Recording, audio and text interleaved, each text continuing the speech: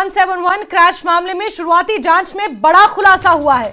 सूत्रों के मुताबिक हादसे की सबसे बड़ी वजह दोनों इंजनों का फेल होना माना जा रहा है। जैसा कि मैंने पहले भी कहा कि दो इंजन होते हैं प्लेन में, अगर एक खराब हो जाए, एक फेल हो जाए तो दूसरा इंजन होता है।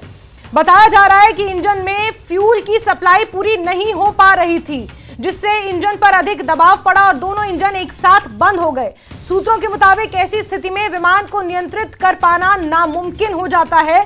सीसीटीवी फुटेज में भी विमान फ्लैट होकर जमीन पर टकराता दिख रहा है, जिससे इस बात का अंदाजा लगाया जा सकता है कि पायलट पूरी तरह कंट्रोल खो चुका था। जैसा कि मैंने पहले भी कहा कि जब एक विमान उड़ान भरता है तो वो ऊपर की तरफ होता है, यानी एलिवेटेड पोजीशन में होता है।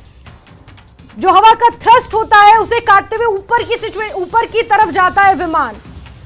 लेकिन यहां पर आप सीसीटीवी फुटेज देखिए, ये जो भी वीडियो सामने आया है बीते कल, उससे ही अंदाजा लगाया जा सकता है कि कुछ तो गड़बड़ थी और ऊपर की ओर जाने के बजाय ये फ्लैट होते हुए सीधे विमान नीचे गिरता है और आग के हवाले हो जाता है। और सूत्रों के हवाले से ये खबर मिल रही है, एयर इंडिया की फ्लाइट AI 171 क्रैश मामले में शुरुआती जांच में खुलासा हुआ कि दोनों इंजन फेल होना माना जा रहा है।